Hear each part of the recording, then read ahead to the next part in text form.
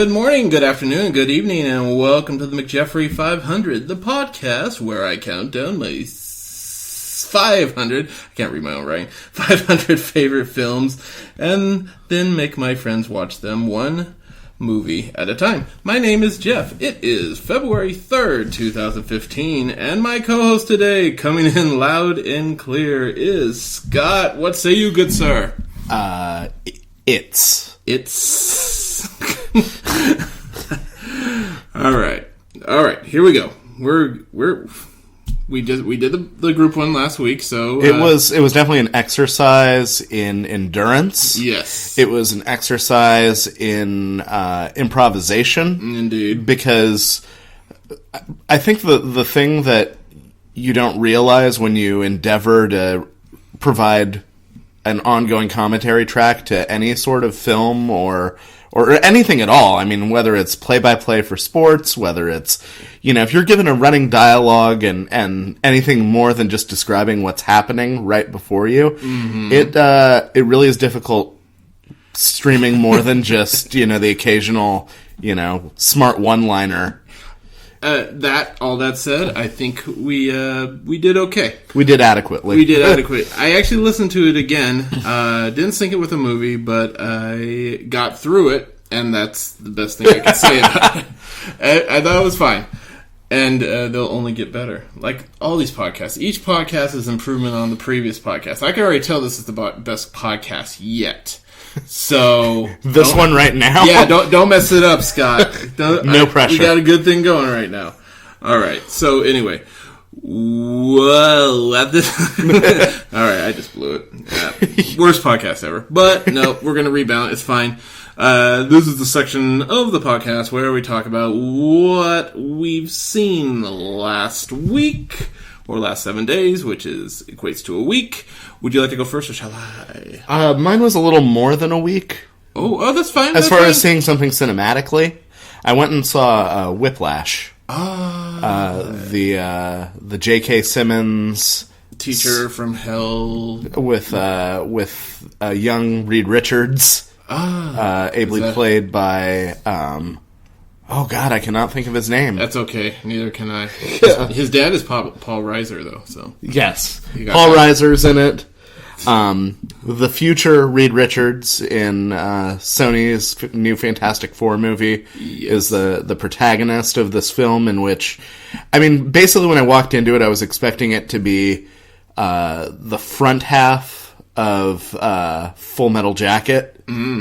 But with drums. Of course. So, J.K. Simmons as Arlie Ermey. That's pretty good casting, right? And that was what I was hoping for. And I mean, maybe I wanted it to just conform to certain things so specifically that I kept waiting for the moment that I would just get gut punched by, the intensity and the sheer, nerve-grabbing tension of the movie, but... It didn't quite get there for you, huh? Maybe I'm just too rough trade now. Maybe, because I enjoyed the film immensely, but a lot of it has to do with the performance of J.K. Simmons, who's just phenomenal. I was greatly... closest thing I've ever been to edge of my seat for like a movie that's essentially about a teacher versus student since class of 1984. I was going to say since election, but it's funny because I don't know why it made me think of. You ever see the Spelling Bee documentary Spellbound? No. Okay. Well, it's one of the most suspenseful films ever, because you get to know it's a giant handful of kids who are in this spelling bee, and you want them all to win, and then when they all get knocked out one by one, you're like, oh, and you hear that dong, and like, oh no, they're gone.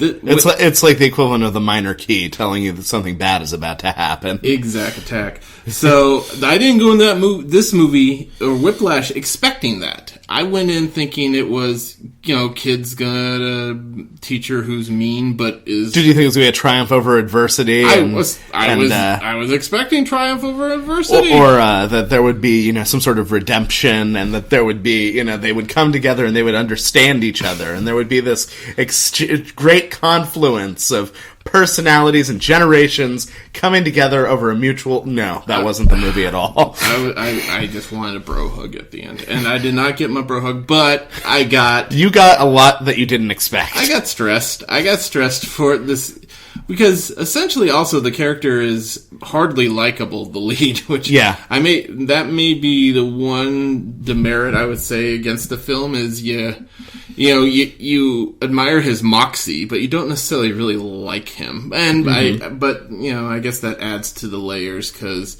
he fails at love big time, in the movie. Miles Teller is the man. Our upcoming Mr. Fantastic. And I think that was the thing that I really wanted, more from him. He was smarmy, he was cocky, he was so well spoken. Yeah. A phrase that we normally reserve for people who are not, young Caucasian kids in their mid-20s in a prestigious music conservatory. Indeed. But I felt like it could have been anyone to a certain extent. Okay.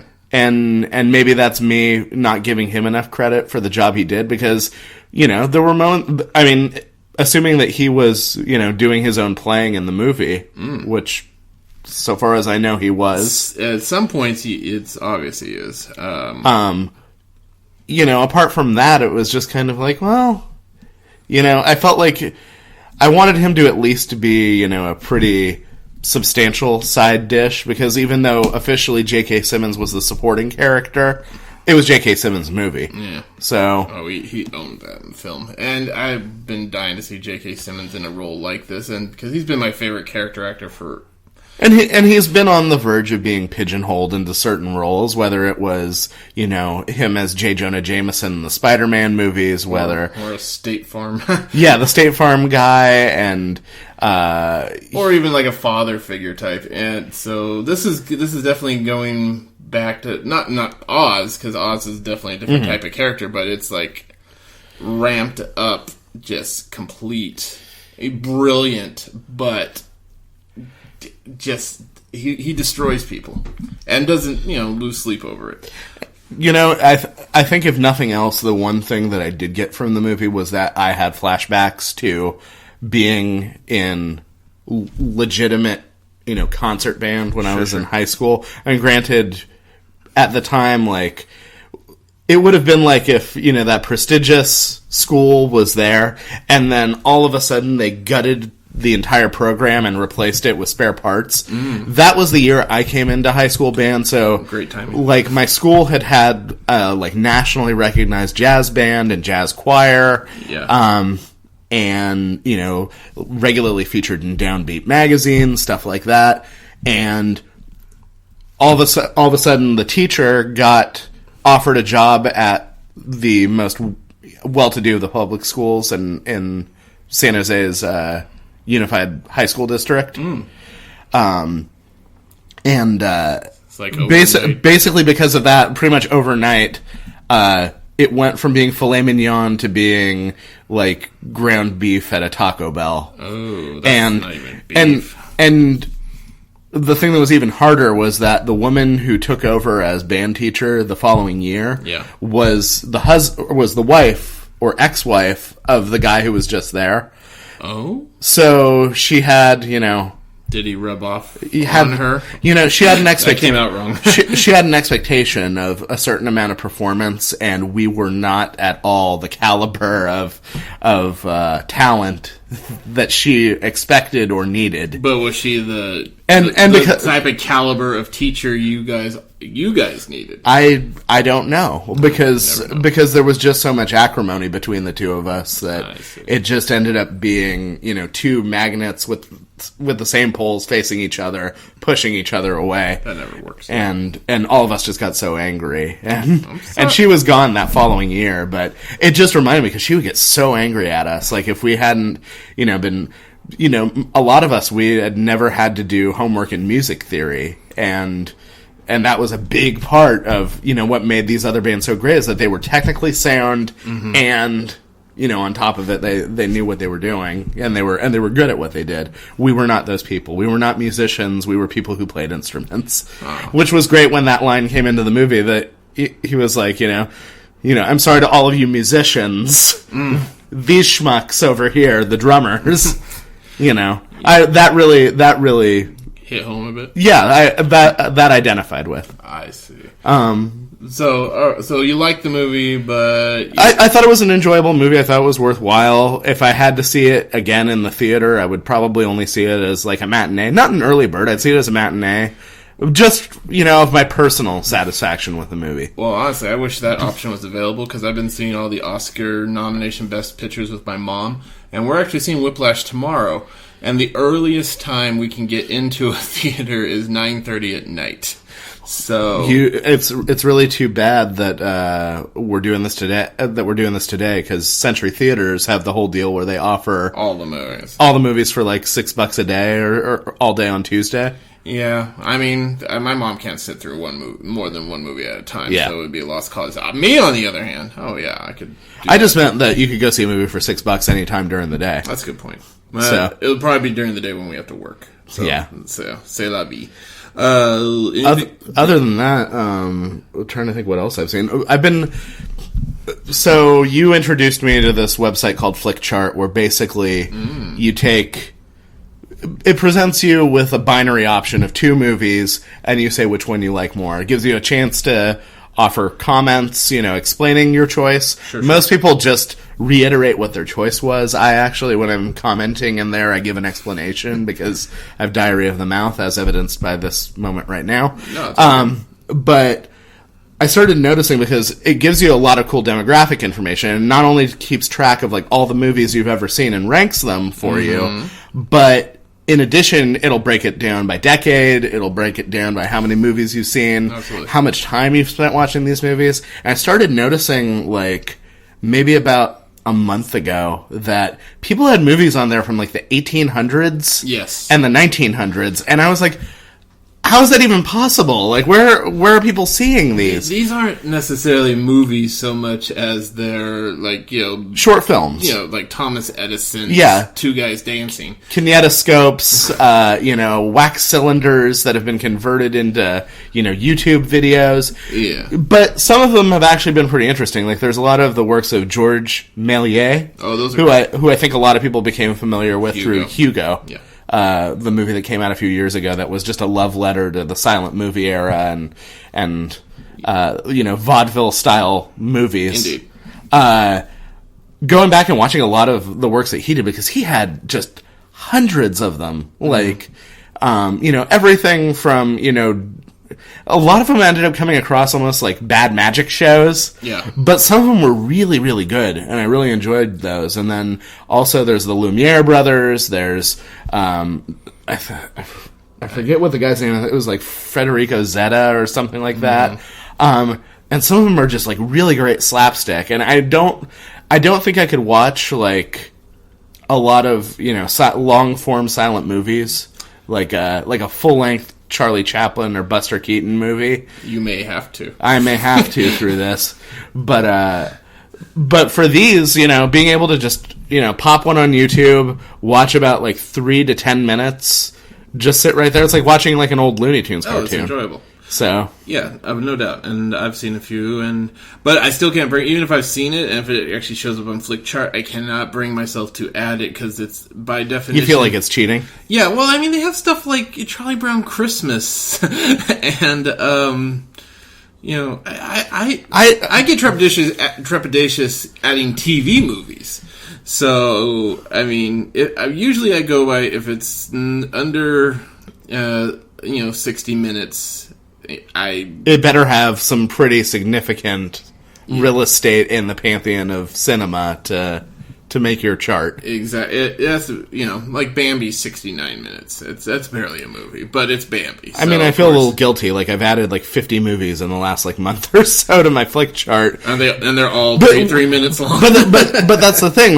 When I see one of these pop up that I haven't seen before, if I'm on a lunch break, I'll just be like, oh, what's this? And I'll pull it up and I'll be like, I got 3 minutes. Let's just do this right now. All right. So, and then you see, put up, it's better than The Matrix. I don't know. Some of them will be a wall getting torn down. Some of them will be, a bunch of people just holding hands and walking in a circle. But some of them will actually be pretty good. I guess A Trip to the Moon would be the most famous of Méliès's movies, and not my favorite. But I mean, it has its place. It has its place, and it obviously made an impression on a lot of people, still to this day, that within the last 10 years, they were making it a centerpiece of a major studio motion picture. Absolutely. So, good for them. Yeah, good times. Well, I mean, I'm glad you discovered this whole new old-ass world of film, and I've seen many, and I enjoy them as well. But we need to get started on the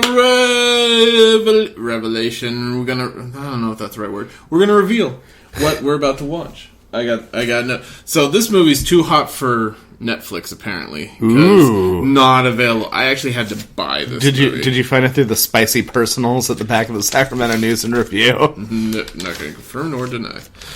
Alright, so it was one of those things that Netflix not available. They did still provide their synopsis, which I love Netflix synopses because half the time they're completely... You're thinking, this person didn't even watch the movie. I swear, and you'll feel that way after I describe this to you after you see the film. Will it be a movie I've heard of? I believe so. Released in 1997. Good year. A drifter on the run is forced to stay put when his car breaks down in an unfamiliar town where he meets several odd characters, including a greasy mechanic and a teenager seeking refuge from her abusive boyfriend. We are about to watch... Any idea? Judgment Night? No. I got a soft spot for Judgment Night, but no, because they killed Jeremy Piven, and that makes me happy. No PCU? No, I can actually show you the DVD case because I bought the film. We are watching U-Turn. Oh, I remember when this came out. 1997. Wow, that came out in 90... I feel like it came out so much later. Yes, and I will now provide our snack for the evening. It's a beverage. I know you already have a beverage, but you're going to have more beverage. It's okay, I'll two-fist. All right. I had to take my headphones off. Jeff is walking precariously towards the refrigerator and has produced tiny Dr. Peppers. We will be drinking Dr. Pepper tonight, and we will be back. Yes, it's a good day for singing a song, and it's a good day. All he wanted was to get from here to there. When he discovered you can't get there. Oh, no, not from here. Hey! Just take a look at the radiator hose. I think it's busted. What's your radiator hose? It's busted. In the town of Superior, Arizona. Dog looks sick. That's because he's dead. Huh? Things ain't always what they seem. They have a special name. Toby N. Tucker. Call me TNT. For strangers.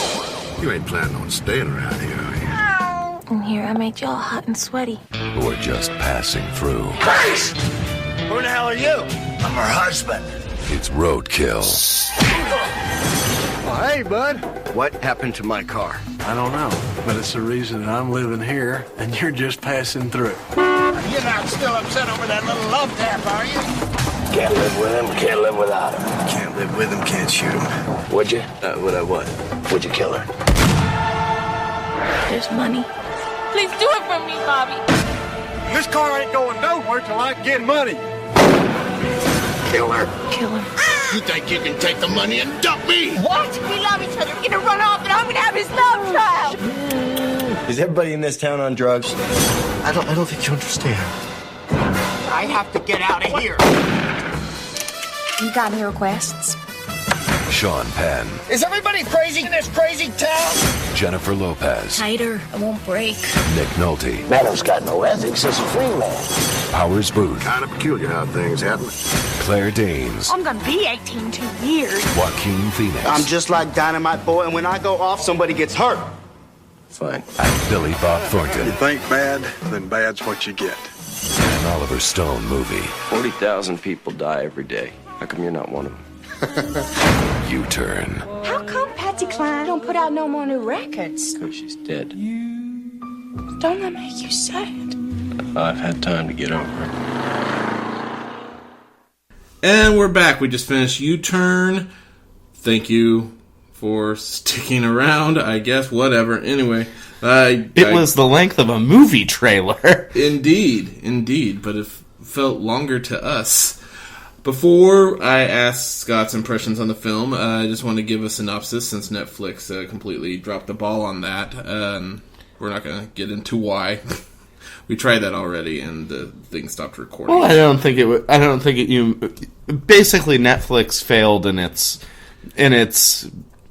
simplest task of describing the movie that you would expect to see. Yeah, if you were to stream it or rent it in disc form. Yeah, I get the impression the person who wrote that synopsis didn't actually watch the movie. Maybe watched the trailer. Read the Wikipedia page. Perhaps even that. We expect more from ourselves. I expect more from Netflix. A separate issue happened 2 podcasts ago when me and Lily watched Bus 174. There was an actual legitimate spoiler in the actual synopsis. That's happened. That's just wrong. That's just wrong. I know it's a documentary. Documentaries, I guess, technically shouldn't have spoilers, but they do.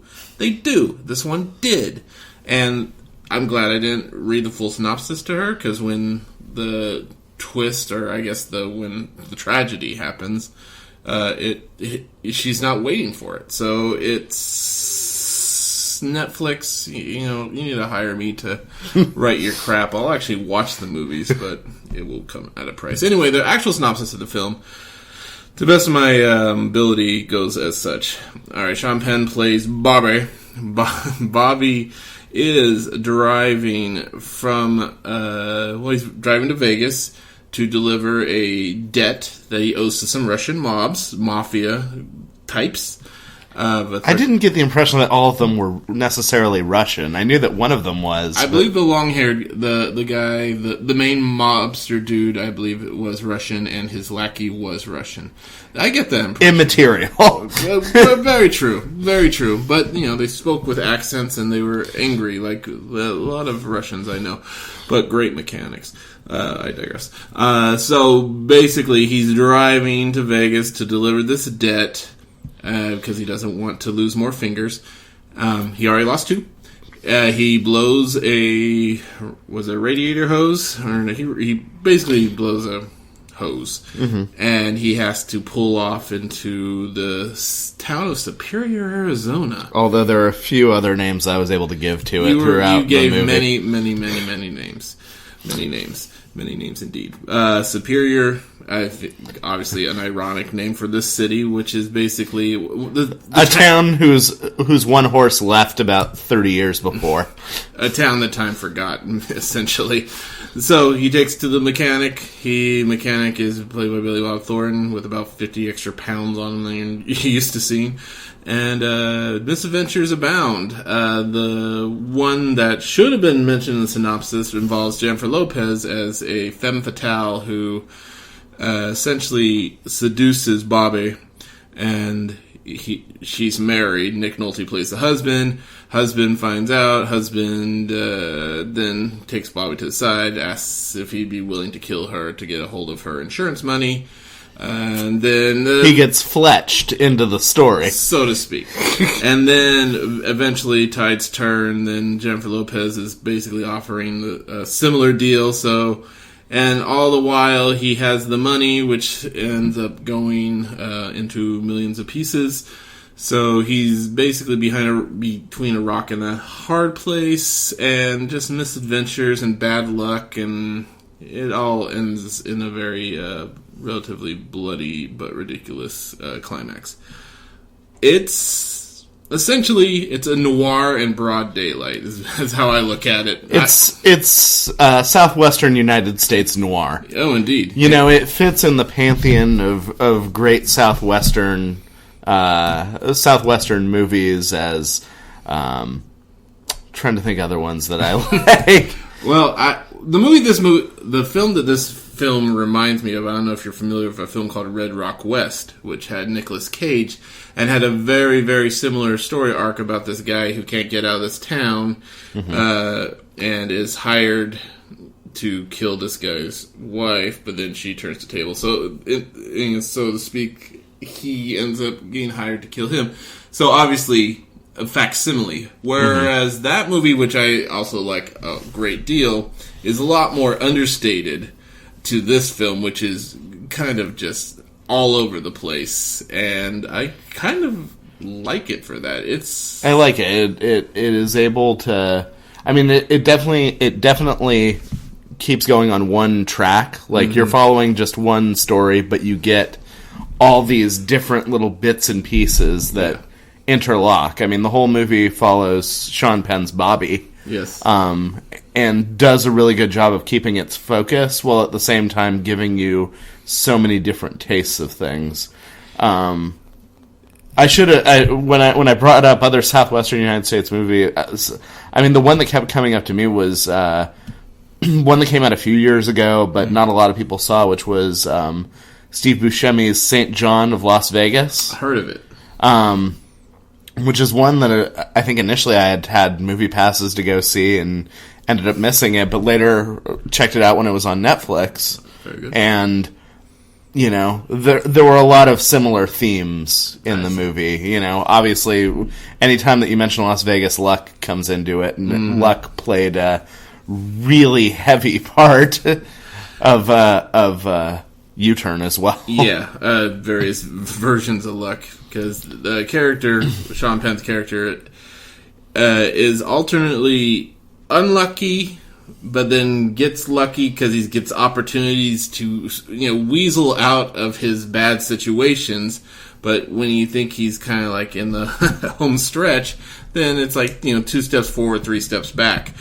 And, I mean, some of the stuff that happens to him is ridiculously over the top, and some of it's like, actually, most of it is, but it gets to the point where...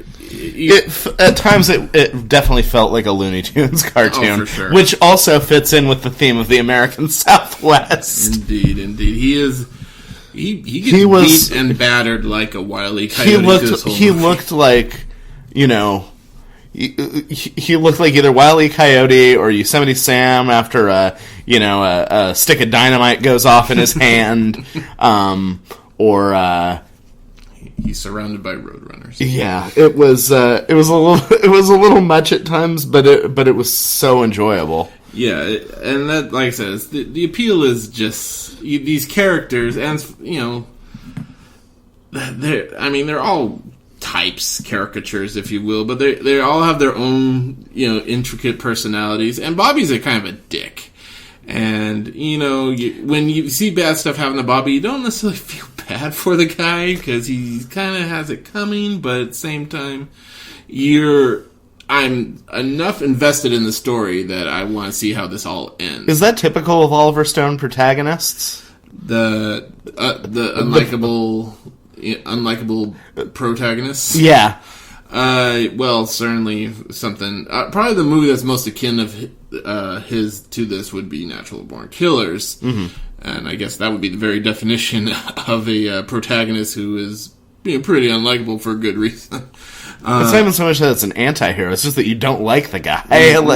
No, like I said, when Billy Bob Thornton, who plays the mechanic, essentially fucks with him, he has it coming every time. There's a time where, he tries, he's arguing over, and I said this when we watched the movie, Billy Bob Thornton essentially repairs the car, the pump, or not the pump, but the hose, and it's $150. And, I mean, I know this is 1997, but $150 seems pretty reasonable, especially when you're in the middle of nowhere.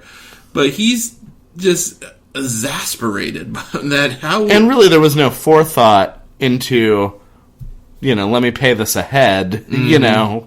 He had the means at the very beginning of it that he could have made short order out of it, but absolutely. And this, I mean, granted, maybe you don't want to, turn over money until services have been rendered, but at the same time, there was not a lot of foresight on the part of Bobby in this movie. At all. Bobby lived for the moment, and the moments were fleeting and, led to darker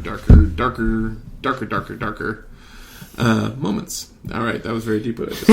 Anyway, this is based on a book called Stray Dog, written by John Ridley. This is actually his first book, but he's actually gone on to become a pretty prolific screenwriter. Most recently, he wrote 12 Years as a Slave. However, he also wrote Three Kings, which I love, and a very underappreciated classic known as Undercover Brother. So, You had me until Undercover Brother. Oh, I know that Billy D. Williams running a chicken franchise is it's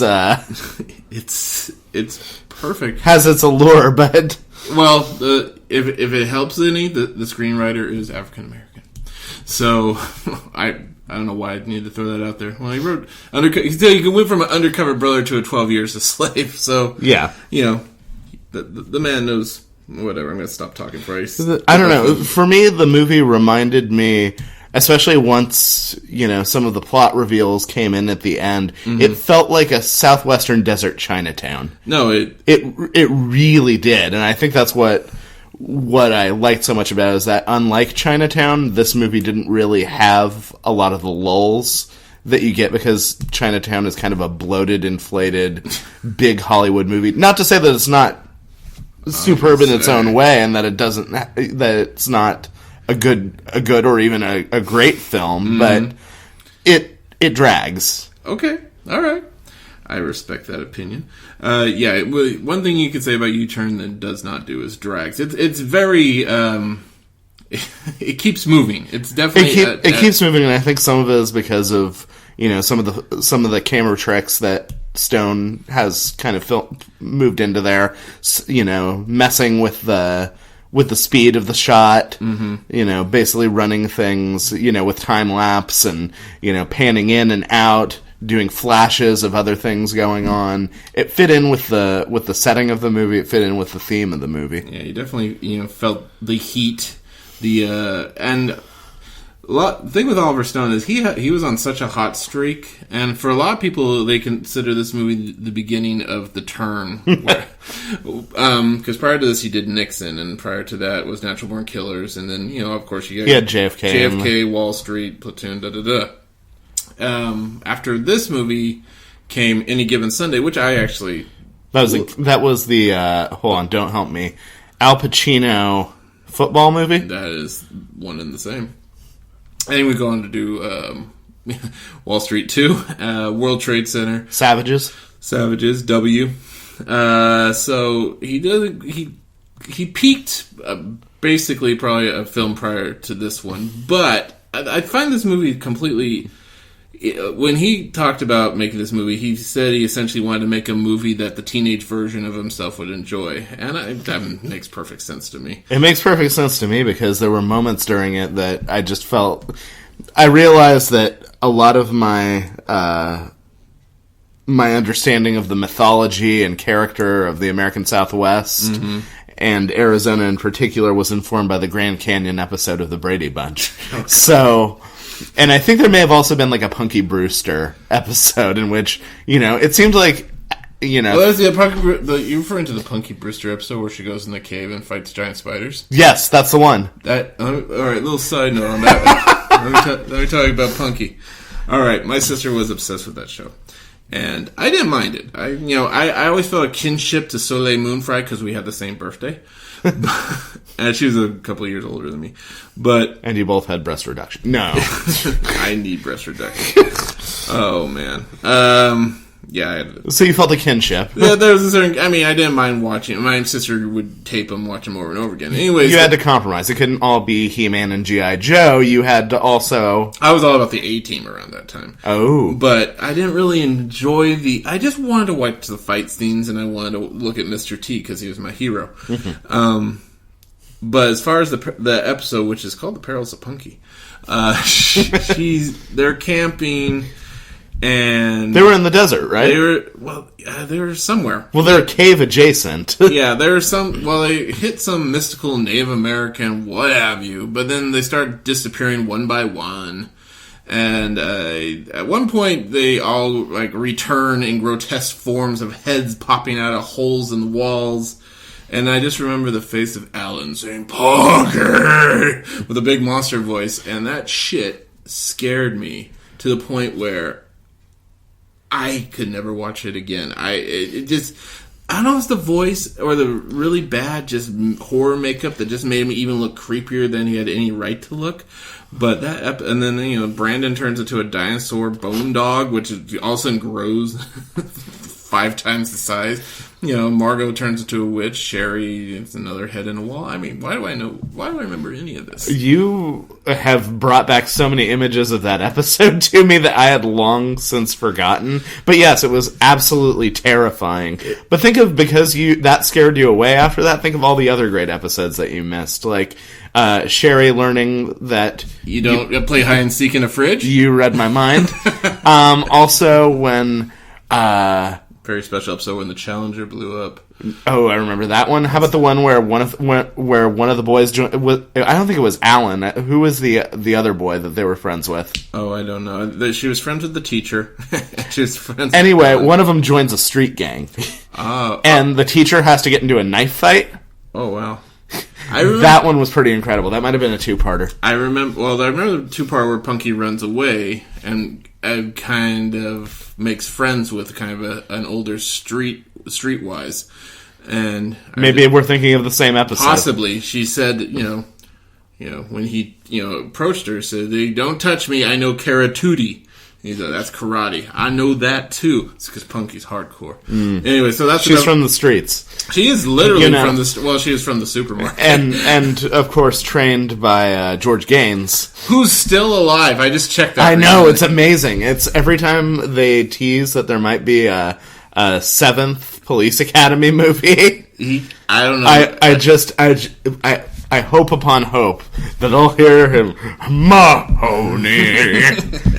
Mahoney! There's so many things that George Gaines just lights up a screen on. Not just Punky Brewster, not just Police Academy. So let's see. To Be or Not to Be. Oh, yeah. The Mel Brooks remake. Of course. George Gaines is always a welcome presence no matter what he does. He will always be Henry Wardemont in my heart. But we are talking way too much Punky Brewster for this episode of U-Turn. Anyway. But there were a lot of things that reminded me in this movie of so many other things. Like, Nick Nolte, his wardrobe choices just... I mentioned to you while we were watching that he looks at one point like Max von Sydow in Strange Brew as Brewmeister Smith. And... It wasn't just that. There were little things that just reminded me of so many other things, like Billy Bob Thornton at one point just looks like David Cross. Oh yeah, near the end. And it seemed like Jennifer Lopez playing a Native American graduated from the Rosie Perez School of Acting, because that accent was definitely not... I mean... She tried. John Voight, came closer to pulling off a convincing Native American in the film. Well, it's kind of it's like a broken English, but not. But with Jennifer Lopez, this was actually her previous film before this was before this came out was Selena, and so she was trying to shake the. Well, I mean, she's trying to be the name, and she, as far as femme fatales go, she was pretty good. I think in that situation probably would be willing to kill people if I was that desperate. But yeah, in the classic noir, you have the stranger, you have the femme fatale, you have the guy that you kill to get the money. So those tropes exist and are alive and well. And I think it's pulled off pretty well. Let's talk about this cast as a whole. This is a lot of... It's pretty stacked. There's a lot of, hey, it's kind of a type of cast.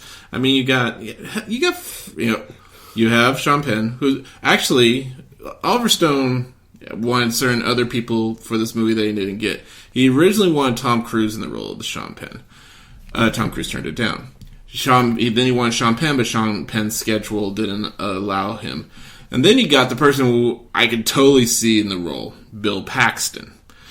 Bill Pullman? No Pullman. Pullman was probably busy, 97, what was that? Probably around Zero Effect time. Great movie. But Bill Paxton pulled out a week before the film started. For what reason, I don't know. But anyway, then Sean Penn was suddenly available, and Sean Penn jumped on the role. And then Jennifer Lopez, Oliver Stone originally wanted Sharon Stone, which would totally change the whole... It really wouldn't have worked in the setting that it was. Plus, I don't think she could pull off a Native American very well. Oh, God. So I'm assuming the story was changed when Jennifer Lopez was cast. Mm-hmm. And then, also, for the John Voight character who plays a blind Native American... Oliver Stone wanted, in hopes against all hopes, Marlon Brando for the role. Wow. Marlon Brando apparently was too busy. But he was on his island. With animal people. Oh, God. Island Dr. Moreau. I was going to say, because he did have an island for realsies. Over near Tahiti, right? I'm going to go yes. But... yeah, you just remind me of Island Dr. Moreau. That movie. Ugh. Have you sat through that movie yet? No. No, don't bother. It's not coming up, by the way.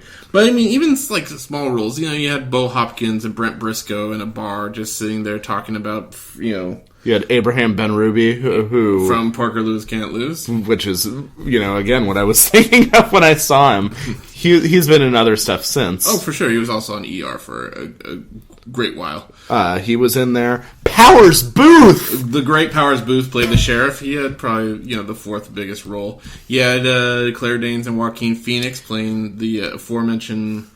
the couple mentioned Netflix, who apparently built them up to be bigger characters than they were. But Joaquin Phoenix was pretty funny in this movie as the Toby N. Tucker. That's TNT. You know why they call him TNT? Why is that? Because he's bound to blow up if you get too close. I think it's out. I found him, his delivery of lines most reminded me of Adam Sandler's in The Waterboy. I enjoyed it. As the lovable Bobby Boucher. But it worked for the role that he was playing. It was so bizarro. And then I love just the tiniest of cameos in the film. Like Julie Haggerty from Airplane. With the greatest wink in cinema history. The greatest wink. It's funny that, her comedic...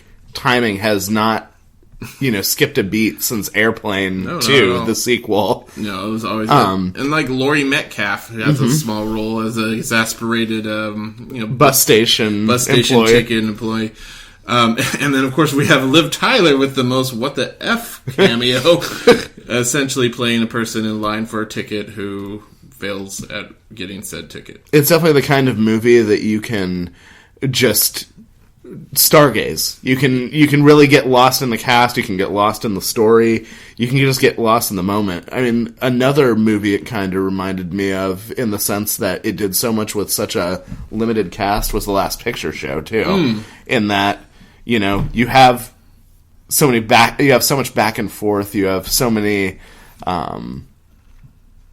shifting, not allegiances, but like. There's so much back and forth between the cast that you can just get wrapped up in just all the drama that's going on. Yeah. And it just takes you, it takes you on a pretty long journey, but it doesn't feel like it took you very long to get there. Not at all. And it definitely has the same small town aspect. Though that one's definitely played more for dramatic. But God, Sybil Shepherd's so hot.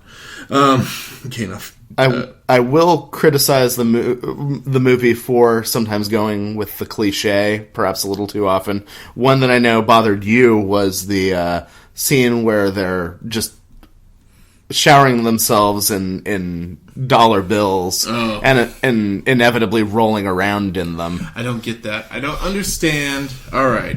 Yes, you have a lot of money. You've acquired a lot of money.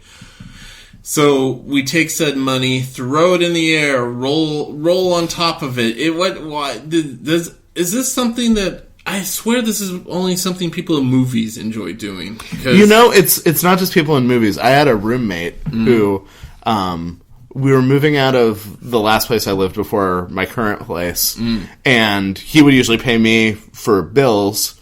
And for whatever reason, he didn't want to get a check. He decided to pay me in cash. Oh. So after it was like the last day we were moving out of our apartment, and he says, "Hey, I have your money over in my room. Do you want to come in and I'll give you the money for it was like PG&E and Smud." Sure. And I was like, okay. So I just go in there, and then all of a sudden, he just takes a wad of $1 bills. I think it was like $87 in ones, and just makes it rain. Oh, wow. So I was like, that was the most amazing thing I've ever seen. And then I realized that we're just surrounded by all these $1 bills, and I just turn to him and I go, "Money fight!" And we start throwing wads of dollar bills at each other. See, that's the key. I mean, you could do it with ones. They don't have to be $100 bills. No, it doesn't. It was maybe one of the single greatest moments of my life of opulence. All right, I stand corrected. I'm gonna probably, when I get paid, I'm gonna ask for, can I get 101s? And you're gonna get the look that says, okay, so what? They're gonna think I'm going to a strip club.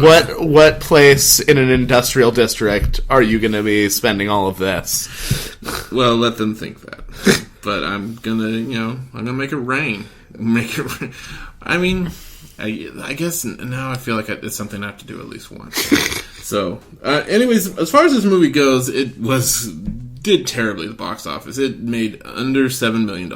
Did it make more than Wrong Turn? Probably not. Wrong Turn, the Elijah Dushku horror movie with like backwoods people, unseen by me. But let's put it this way: Wrong Turn elicited a couple sequels. There's no sequel to U-Turn. Well, for obvious reasons. Disappointing. But well, I mean, not disappointing. I know how it ends. Wrong Turn essentially probably made 20 or 30 million, so it probably made its budget back. This movie is also actually nominated for Razzies. Really? Yes. Any idea which categories? Or actually, I'll it just seemed... Worst supporting actress? Close. Actor. Don't say Powers Booth, because he's the man. Nick Nolte? No. John Voight. Really? He got a nomination for Worst Supporting Actor in this movie, and Oliver Stone got Worst Director. So I'm under the impression that Razzies were out to get Oliver Stone for whatever reason. I don't know. Anyways, yeah, so that got the two nominations. They lost. Oliver Stone lost to Kevin Costner for The Postman, rightfully so, because Postman's garbage. And John Voight lost to Dennis Rodman from Double Team, which I actually think is not the worst movie ever. Movie that has... Have you seen Double Team? No, I haven't, but I could tell you what's in my bottom 5, probably. Yeah, well, I can tell you, all I can say right now, Double Team, Mickey Rourke, a sports, like a gladiator arena filled with tigers and landmines. That's all I'm going to say that. What year in the 90s was this? This is 97, sir. Landmines and tigers. No sharks? No sharks. They say that. In fact, I believe we have a title for this podcast. Should I say no sharks? Landmines and tigers. No sharks. No sharks. Okay. They held the sharks. So there was restraint. Indeed. So overall, you liked the movie, all right? Oh, I really enjoyed the movie. Awesome. I really enjoyed, a lot of things about it. Beyond the... I mean, it's not like these were all A+ actors, especially not at this time. No. I mean, Sean Penn's essentially the dude's... I mean, especially considering this guy came in like a week before production and just, took over the role. I mean, Sean Penn's pretty reliable. Yeah. But J-Lo obviously is I mean, she plays sexy well. She got that down. I mean, you have people who are famous, but not necessarily, like, famous because of their specific talent. At least not at that time. Yeah. But you do have things that really... I suppose because it's Oliver Stone at this point, and, you know, he's going to have the clout to get people like this. He's going to have the clout to get Jon Voight to play, you know... Sure. A blind Native... The world's worst blind Native American. According to Razzie. You know, you have Jon Voight to bring in, you know... not necessarily proven commodities at that time in Claire Danes and Joaquin Phoenix. No. But the thing that blew me away the most is when I saw that the score was done by Ennio Morricone. Which is, yes. And I am such a sucker for a good... mouth harp? I mean, that was a little ridiculous. A lot of boings in this movie. There was a lot of jaw harp, mouth harp, Jews harp, whatever you want to call it. The... yeah, yes, it was unmistakably Morricone. You know, and it really added to the feel of the movie. And I think because I was putting it in the context of the kinds of movies that Ennio Morricone's music normally goes to, which is a lot of Italian, like, you know, suspense, a lot of spaghetti westerns, Sure. a lot of, you know, he did The Untouchables. I trust him. He's one of those things. And as I was listening to the score, it just reminded me of so many other things. And it just took me to the place that I got.